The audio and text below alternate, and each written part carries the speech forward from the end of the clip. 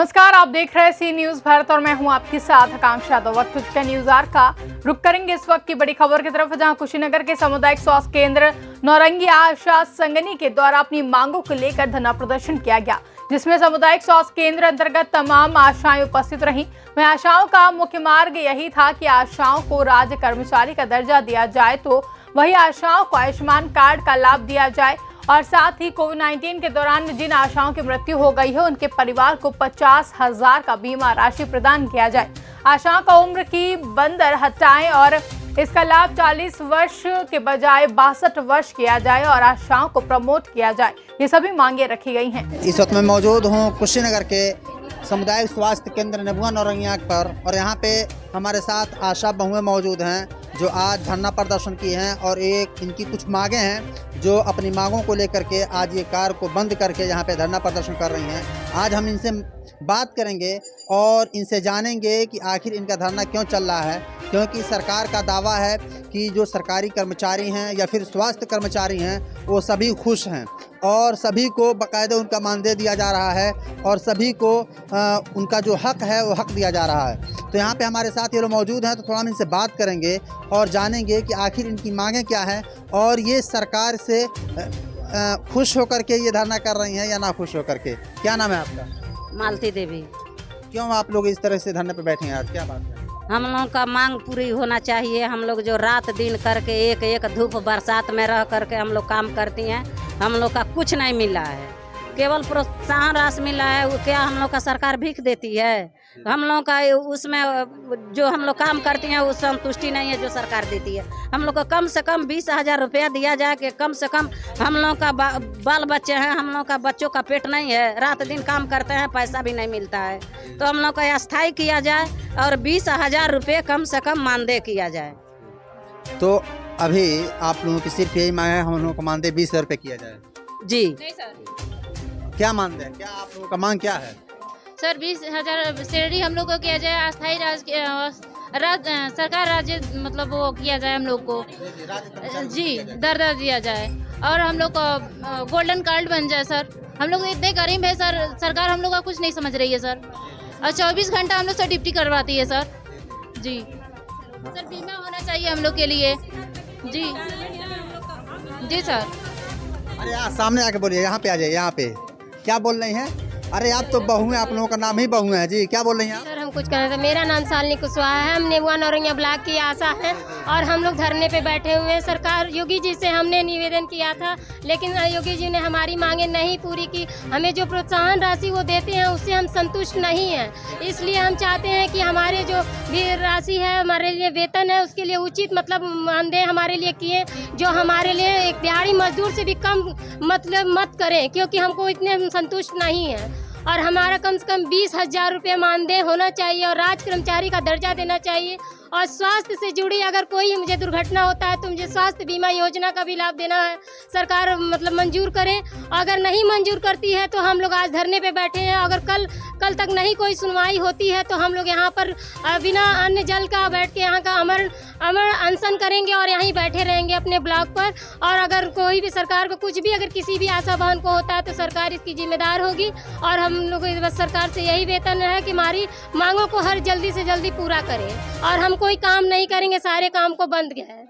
अच्छा एक बात बताइए, कल मोदी जी आए हुए थे यहाँ पे, प्रधानमंत्री जी आए थे और सीएम जी आए थे, आप लोग वहाँ पे गई थी? जी हाँ, वहाँ हम लोग गए थे, लेकिन वहाँ पर इतनी भीड़ बहुत ज़्यादा होने की वजह से मोदी जी के पास हम लोग नहीं जा पाए और ना ही अपना ज्ञापन दे पाए, इसलिए हम लोग चाहते हैं। लेकिन हम लोग सांसद गोरखपुर सांसद वो जो रवि किशन शुक्ला जी हैं, उनसे अपनी मजबूरी हम लोग ने बताया था। उन्होंने 3 दिन का समय भी मांगा था, 3 दिन की समय पूरा हो जाने के बावजूद भी कोई मतलब सुनवाई नहीं हुई, इसलिए आज हम लोग धरने पे बैठे हैं। अच्छा आप नहीं यहाँ पे बहुत से प्रतिनिधि अपने कुशीनगर में आपके हलके के विधायक हैं, इसके अलावा सांसद हैं, उन तक आप अपनी बात पहुंचाइए ताकि वो आपकी बात को ऊपर पहुंचा सके, क्योंकि आपने उनको प्रतिनिधि बनाया है। सर बात ये है कि हमारी जो अध्यक्ष हैं ये राजकुमारी भारती जी, इन्होंने ही अनशन का शुरुआत करवाया मतलब, और हम लोगों को आगे अपने मतलब मांगे पूरी करने के लिए हम लोग को निरोध किया। मतलब कोई भी विरोध करने से पहले सरकार को जरूर सूचना जाती है, ऐसी तो बात नहीं है सरकार काने बंद करके बैठी हुई है। कि आशाओं को किस तरह का मानदेय मिल रहा है। हम लोग का जो भी मानदेय मिलता है 1 हफ्ता भी ना चले ऐसा मानदेय देती है, उससे हम लोग का पेट पालता क्या पड़ेगा। और जो भी अन्य कर्मचारी हैं कुर्सी पे बैठकर लाखों कमा रहे हैं, हम लोग दिन रात पूरा 24 घंटा हम लोग का ड्यूटी है, मजबूरी है घर से निकलना, चाहे कोई भी महामारी हो चाहे कुछ भी हो। सरकार आशाओं को ही भेजती है कि आशाएं जाएं और ये काम करें, और लेकिन सरकार को वो नहीं दिखता है। जो काम कर रहे हैं उनका ना काम नहीं दिखता है। आंगनबाड़ियों का काम दिखेगा, अन्य स्वास्थ्य विभाग का देखा, शिक्षा विभाग का, अन्य कर्मचारियों का काम दिख रहा है। क्यों नहीं आशा बहुओं का सुनवाई हो रहा है? इतना साल हो गया। अगर योगी जी या मोदी जी बैठे बताइए 500 रुपये 1000 रुपये बढ़ा रहे हैं, इससे क्या होने वाला है आज इतनी महंगाई के दौर में। एक चीज़ कहना चाहती हूँ, मैं राजकुमारी भारती नेबुआ नौरंगिया ब्लॉक अध्यक्ष। हम गए थे कोपे जंगली, जहाँ सीएम सर आए थे, योगी आदित्यनाथ बाबा जी। उन्होंने हम लोगों से, तब वो ये नहीं थे, मुख्यमंत्री नहीं थे, उसी समय हुए 15-20 दिन के बाद तो हम लोग गए तो वहाँ उनसे हमारी बात हुई थी। हम लोग पास में बैठे भी थे और वहाँ उन्होंने कहा हम लोग से कि यानी मुख्यमंत्री बनने के बाद आप गई थी? नहीं, मुख्यमंत्री बनने से 15 दिन पहले, 1 महीना पहले ही धरना हुआ था हम लोग को। 2017 में गई थी या पहले गई थी? पहले गई थी। तो बात हमारी बाकायदे बैठकर हुई। उन्होंने कहा कि हमारी सरकार अगर होती है तो आशाओं को हम कुछ न कुछ किसी स्तर तक ले जाएंगे, आप लोगों का मांग पूरी करवाएंगे। लेकिन आज वो के लिए बैठे हैं, हम उनका विरोध क्यों करने जाएं? उनका विरोध नहीं वो है। अपने हक के एक चीज है, मुख्यमंत्री सर के पास चला गया है कि आंगनबाड़ी, हमारी यही थोड़ा सा दिक्कत है, हमको दर्द हुआ है कि आंगनबाड़ी हर आशा का कहीं भी यहाँ से लेकर के प्रदेश स्तर तक हर आशाओं का खाता प्रधान के साथ स्वच्छता समिति का जुड़ा हुआ है। और योगी जी कहते हैं कि नहीं, ये आंगनबाड़ी के साथ जुड़ा हुआ है, आंगनबाड़ी बांटती हैं दवा, वो दवा हम लोग बांटते हैं। आज भी अपने प्रधान को बुलाइए, मीटिंग रखिए, अच्छा जैसे भी प्रधान लोग से पूछिए, हर आशा का खाता प्रधान के साथ है। और इतना काम करने के बाद हम लोग को आज तक 1 भी रुपया का कोई फायदा नहीं है। इतना महामारी में और मतलब घर घर अभियान किया, आंगनबाड़ियाँ नहीं निकली। हम आंगनबाड़ियों के लिए हक के लिए नहीं लड़ते हैं कि भाई उनका बढ़ाएं, हमारे बारे में भी कुछ सोचें। हमने काम किया, क्रेडिट दिया आंगनबाड़ियों को, ये तो गलत है, हमारे साथ अन्याय है कि हमने इतना काम करने के बावजूद भी उन्होंने कहा कि हमारी आंगनबाड़ी बहनों ने किया, आशा बहुओं ने तो कुछ किया ही नहीं, वहाँ पे हम लोग का नाम ही नहीं है। तो क्या आखिर सरकार क्या कहना चाहती है कि मतलब हम लोग निष्क्रिय हैं तो भाई उनको हमें हटा ही दिया जाए साहब, हमने काम नहीं किया है। तो आप लोग ये कह रहे हैं कि सरकार जो हम कर रहे हैं उसका क्रेडिट हमें दे या फिर हमको हटा दे? वही चीज है। तो भाई जो भी कर रही है सरकार तो ईमानदारी से करे, हमारे साथ बेईमानी क्यों करती है? और जो वादे करती है उसको पूरा करे। अच्छा, सरकार ये पूछना चाहिए, मेरा नाम बिंदु दुबे है सर, हम ये पूछना चाहते हैं कि इतने कोरोना जब से चला है 2020 से, आशा 1 दिन घर में नहीं बैठी रही हैं, 1 दिन नहीं बैठी रही हैं। रात दिन हॉस्पिटल से सूचना जाता था कि आज ये काम है, तो कल बाहर से आ रहे हैं लोग, उनको सर्वे करना है, उनको बताना है कोई स्कूल में रहेंगे कि बाहर रहेंगे, घर में रहेंगे कि भीतर रहेंगे। लेकिन सरकार क्या दिया है, कुत्तों की तरह कौरा फेंक देती है कि कौरा ले लो और दुआरी की रखवारी करते रहो रात दिन।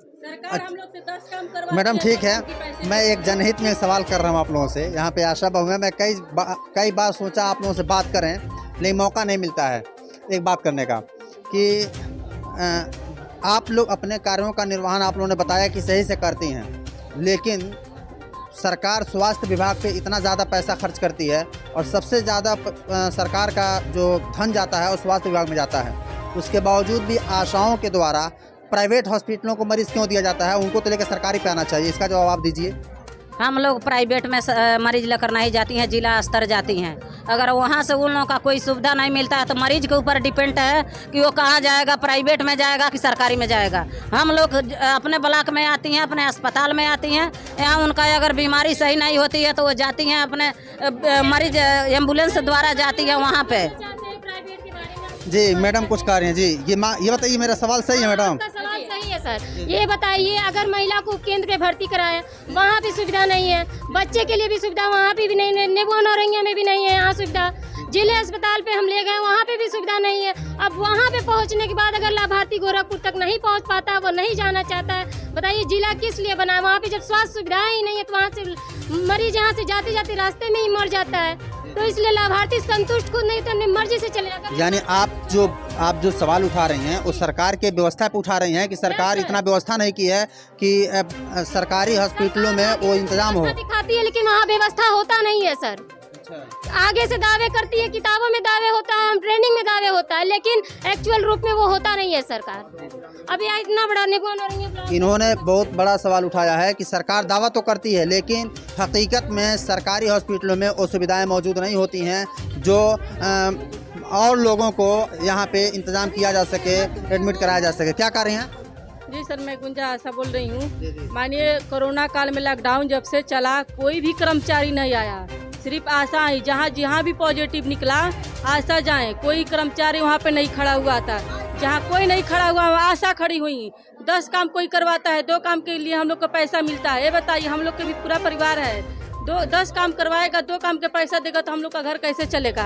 हम लोग का कोई निश्चित मानदेय किया जाए, राज्य सरकार का कर्मचारी तो हम लोग को घोषित किया जाए। जी जी, चलिए, इन्होंने तो अपनी बात पूरी कर लिया। और किसी को कुछ कहनी है? इन लोगों ने अपनी पूरी बात कर लिया। जी, क्या बोल रहे हैं? सर, हॉस्पिटल पे जाने पर भी, जिला पे अगर हम लोग जाते हैं, वहाँ का डॉक्टर हम लोग का बात नहीं सुनते हैं, इज्जत से बात भी नहीं करते हैं। इतनी बेइज्जती करके बोलते हैं लोग कि मन तो करता है कि उसी समय केस लेके घर चले आए, घर बैठ जाए तो अच्छा है, लेकिन आशा की नौकरी नहीं अच्छी है। लेकिन कम से कम जब हम लोग वहाँ से केसिया लेके जाते हैं तो अधिकारी और कर्मचारी पे दबाव तो बनाना चाहिए कि अधिकारी वहाँ का किस तरह किस भाषा से बात करते हैं। अभी यहाँ से मेडिकल कॉलेज चले जाएं गोरखपुर तो वहाँ के डॉक्टर एक भी आशा को नहीं सुनता है। मैं जाके 3 दिन रह के देखी हूँ, उपवास करके वहाँ देखी हूँ कि एक भी डॉक्टर आशा को नहीं सुनता है। अगर उस समय मेरे हाथ में ताकत होता सभी डॉक्टरों को बैठवा दी होती। इतने मरीज यानी परेशान थे, लेकिन एक भी इन लोगों की पीड़ा है और ये लोग अपनी पीड़ा रखी और इन लोगों ने पूरी बात बताई, इनकी जो मांगे हैं वो भी। और हकीकत यही है कि हम लोग कवरेज के दौरान, लॉकडाउन कवरेज के दौरान, कोरोना महामारी के अंदर जब हम लोग जाते थे तो यही लोग मिलते थे काम करते हुए, बाकी कर्मचारियों की तो बात।